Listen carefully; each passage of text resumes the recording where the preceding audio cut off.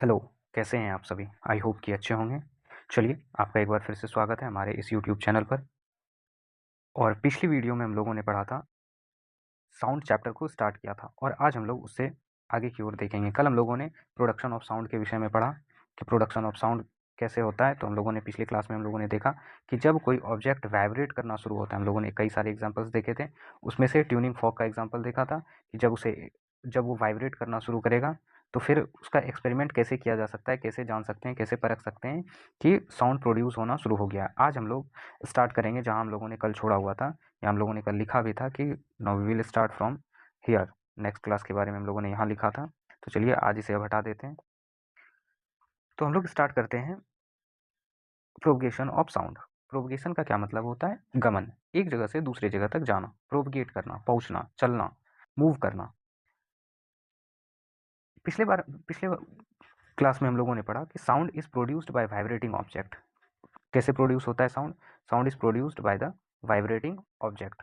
जब object vibrate करता है तो उससे साउंड प्रोड्यूस होता है। द मैटर और substance through which sound is transmitted,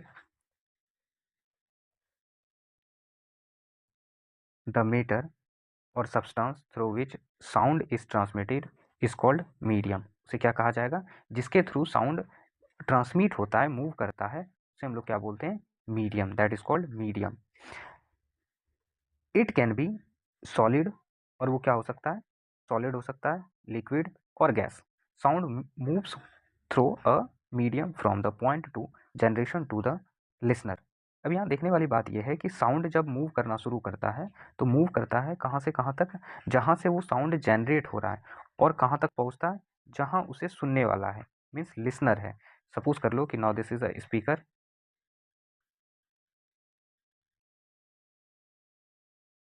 और यहाँ से क्या हो रहा है? ये साउंड प्रोड्यूस हो रहा है। और कोई पर्सन यहाँ है जिसे साउंड क्या करना है? यहाँ सुनना है। तो यहाँ से यहाँ तक पहुँचने के लिए कोई मीडियम तो चाहिए, और वो मीडियम क्या है? एयर। जब हम लोग वैक्यूम में रहते हैं, कभी आपने देखा होगा कि स्पेस में जब लोग जाते हैं, एस्ट्रोनॉट्स स्पेस में जाते हैं, तो फिर उन्हें एक स्पेशल टाइप का इक्विपमेंट सूट पहनाया जाता है ताकि वो ऊपर एक दूसरे से अपने को पार्टनर से कोरिलेट कर सके, कम्युनिकेट कर सके। उसके लिए वो लोग क्या करते हैं कि एक मीडियम का यूज़ करके वहाँ ऊपर पर साउंड को सुना नहीं जा सकता। क्यों? कारण ये है कि ऊपर जब हम लोग स्पेस में जाते हैं तो स्पेस में मीडियम नहीं है, मीन्स एयर नहीं है, और साउंड को ट्रैवल करने के लिए मीडियम की आवश्यकता होती है। बिना मीडियम के साउंड ट्रैवल नहीं कर सकता। व्हेन एन ऑब्जेक्ट वाइब्रेट, जब ऑब्जेक्ट वाइब्रेट करता है, it sets the particles of the medium, it set the particles of medium around it vibrating. और जो ही ऑब्जेक्ट वाइब्रेट करता है तो उसके चारों तरफ जो पार्टिकल्स लगे होते हैं, मीन्स कि अब ये समझ लो कि यहाँ से स्पीकर से साउंड निकलना शुरू हुआ, तो अब आप ध्यान से देखेंगे कि इसके बगल में एयर पार्टिकल्स तो है। ये जो एयर पार्टिकल्स यहाँ से यहाँ तक में पूरा भरा हुआ है, तो ये क्या, जो ही इसको हिट किया, इस एयर पार्टिकल को इस साउंड वेव ने हिट किया, तो इसमें क्या होता है? मूवमेंट हो जाता है। इस एयर पार्टिकल में मूवमेंट शुरू हो जाता है। The particles do not travel all the way from the vibrating object to the ear. अब यहाँ इस बात को समझने का प्रयास करना कि जब साउंड जहाँ से प्रोड्यूस हो रहा है वहाँ से लिसनर तक, जो सुनने वाला है, सुनने वाले तक जो है, वो साउंड ऐसा नहीं कि इस जगह जो एयर पार्टिकल्स हैं, इस जगह का एयर पार्टिकल्स, यही एयर पार्टिकल्स यहाँ मूव हो जाएगा, बिल्कुल नहीं। अब इस बात को समझो कि यहाँ के एयर पार्टिकल्स जो हैं ये अपने बगल वाले को वाइब्रेट करेगा, ये उसके बगल वाले को वाइब्रेट करेगा, ये उसके बगल वाले को वाइब्रेट करेगा, और इस तरह से करते हुए लास्ट में जो एयर पार्टिकल्स यहाँ ईयर के पास है, ये फिर उसे अंदर जाके हिट करेगा ड्रम को, ईयर ड्रम को, फिर हमें सुनाई पड़ती है।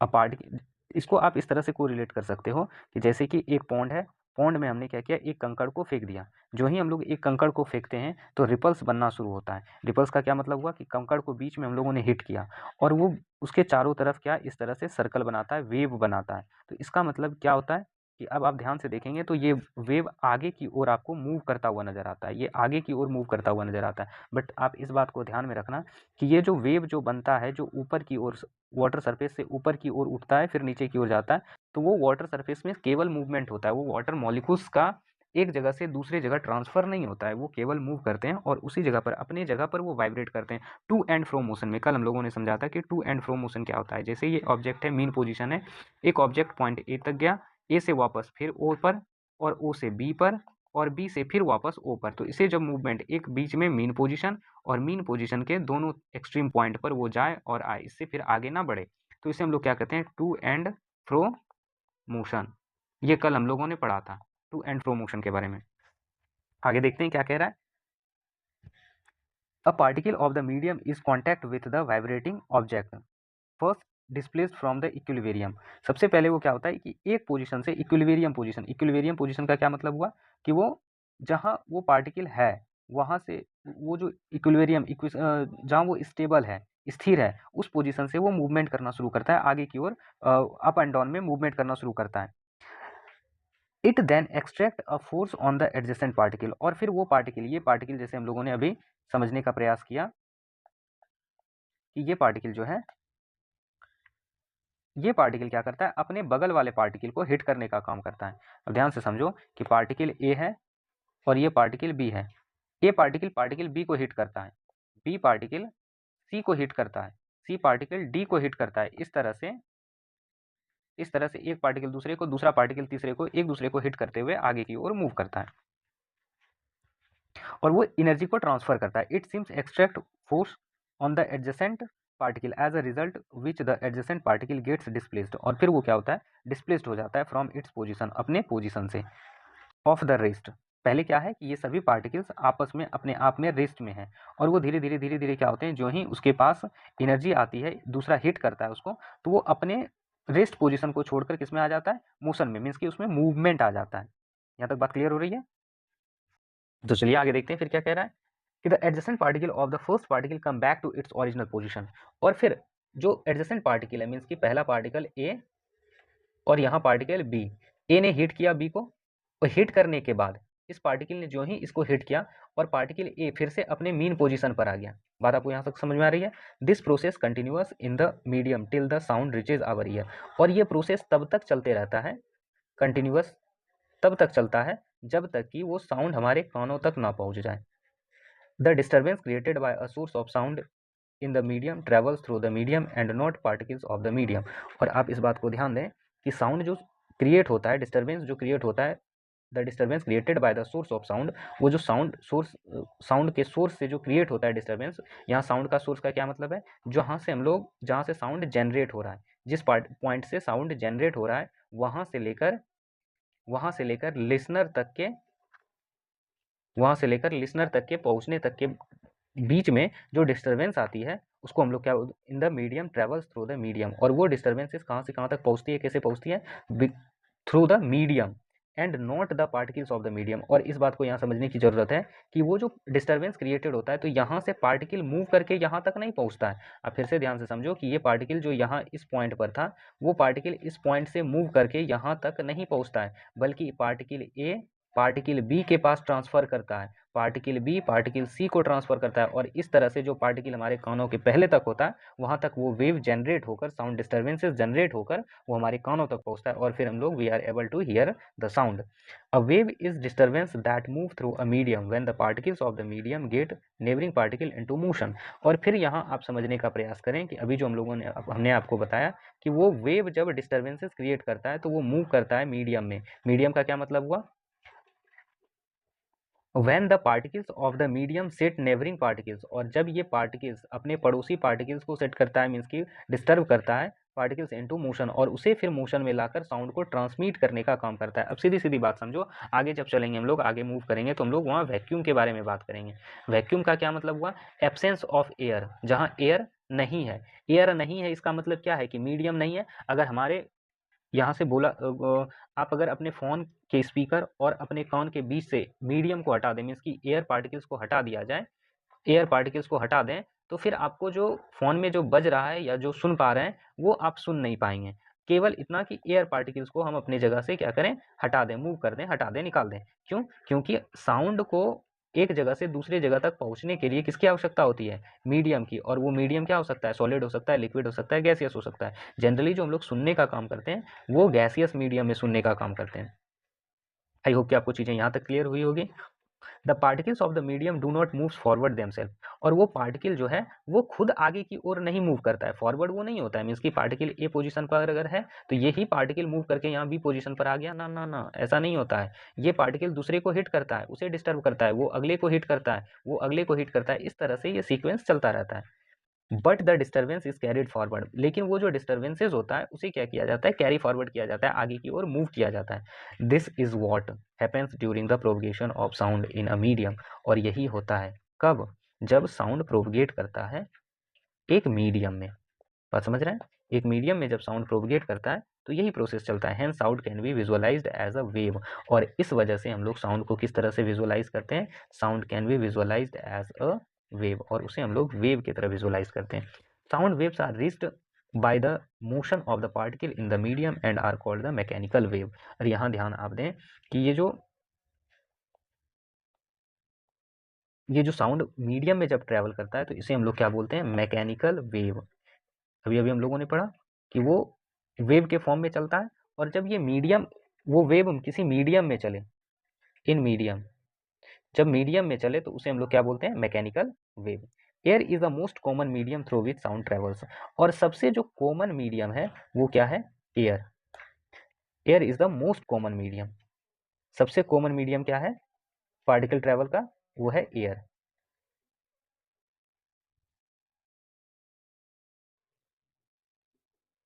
ठीक है, एयर विच ट्रेवल साउंड, जहां से कि साउंड ट्रेवल करता है। When a vibrating object moves forward, जब वाइब्रेटिंग ऑब्जेक्ट फॉरवर्ड मूव होता है, it pushes and compresses the air in front of the certain region of high pressure, this region is called the compression. अब compression और rarefaction ये क्या होता है, इसको भी हम लोग अभी जानने का प्रयास करेंगे। कंप्रेशन को सी से डिनोट करते हैं। बेसिकली ये जो होता है, जब यहाँ दिया हुआ है, जब ये ऑब्जेक्ट वाइब्रेट करना शुरू किया, अब ध्यान से समझो कि ये वाइब्रेट करना शुरू किया, और यहाँ वाइब्रेटिंग ऑब्जेक्ट दिख रहा है आपको, चलो दूसरा पेन यूज करता हूँ।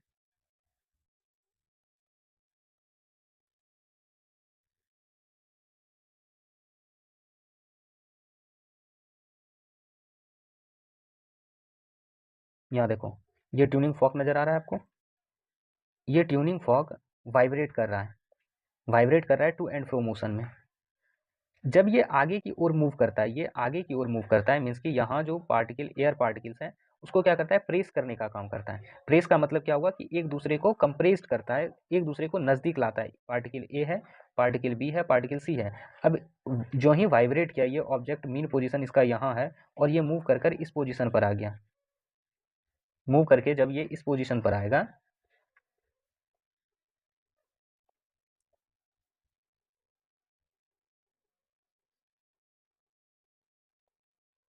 जब आगे की ओर मूव करके आगे की पोजीशन पर आएगा, तो अब वहां समझने का प्रयास करो कि ये पार्टिकल क्या करेगा, इसको आगे की ओर कंप्रेस करेगा, और ये इसके नजदीक आ जाएगा, मीन्स कि बी के नजदीक आ जाएगा। और फिर जब ये इधर दूर की ओर जाएगा तो ये ए का पार्टिकल जो है थोड़ा कम रेयर फ्रैक्शन में आ जाएगा, उसके बीच में उसे पर्याप्त स्पेस मिल जाएगा। आपको बात यहाँ तक समझ में आ रही है।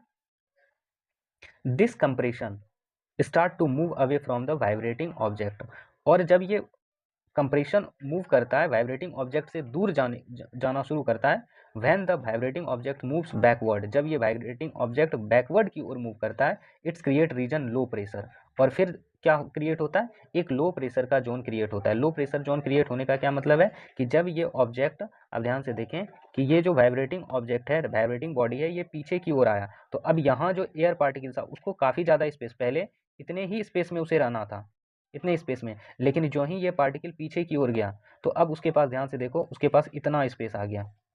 इतना स्पेस आने का क्या मतलब हुआ, पहले जो यहाँ तक ऑब्जेक्ट रहना था, अब उसका डिस्टेंस बढ़ गया, ये दोनों डिस्टेंस बढ़ गया, तो बढ़ गया तो वो अब एयर के साथ क्या टेंडेंसी होती है कि वो उसे जितना स्पेस मिले वो उतने ज़्यादा स्पेस को कवर कर लेगा। अगर आप चाहें तो एक कमरे में 1 लीटर गैस को पूरा भर सकते हैं, वही 1 लीटर गैस को आप छोटे से सिलेंडर में भी भर सकते हैं। तो एयर हैज़, हम लोगों ने पीछे बचपन में पढ़ा हुआ है, हमने पढ़ा है कि एयर हैज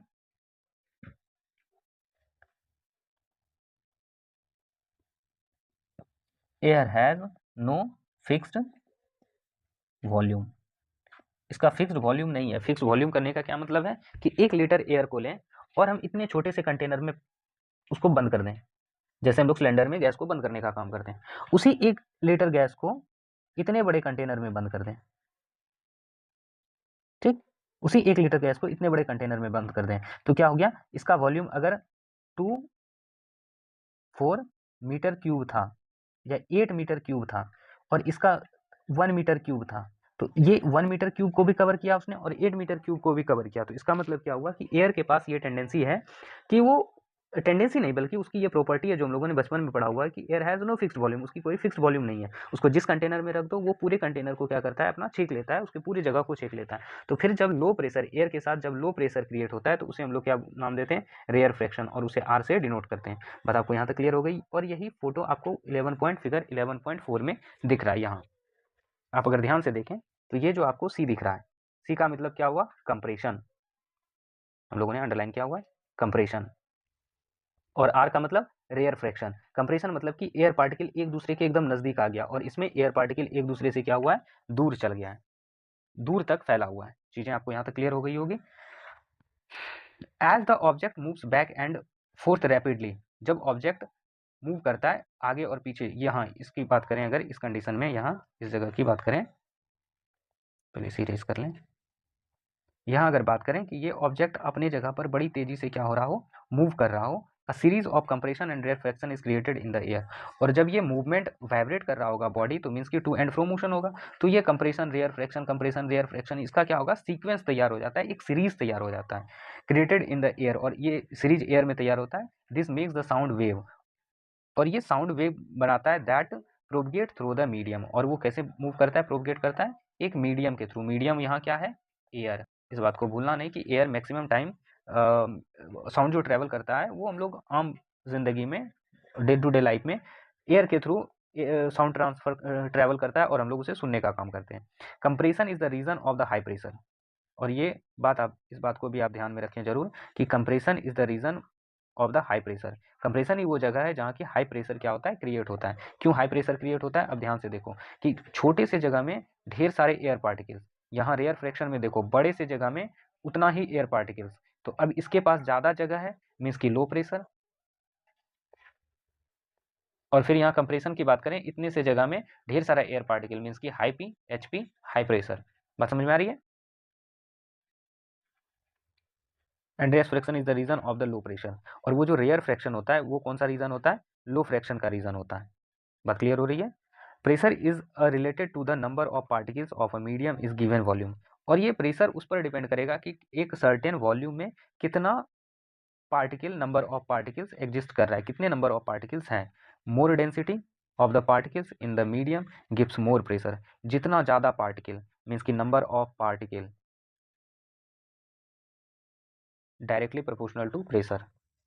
इस बात को आप ध्यान में रखें, जितना ज़्यादा पार्टिकल उतने ज़्यादा,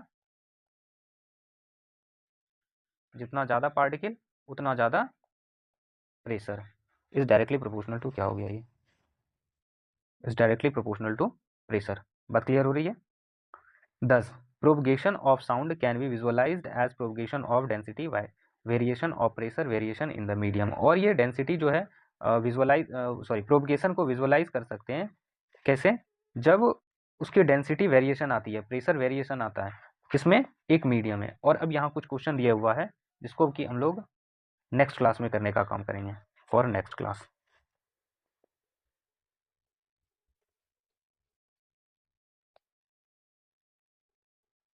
फॉर नेक्स्ट क्लास, अगली वीडियो में हम लोग इसे समझने का प्रयास करेंगे।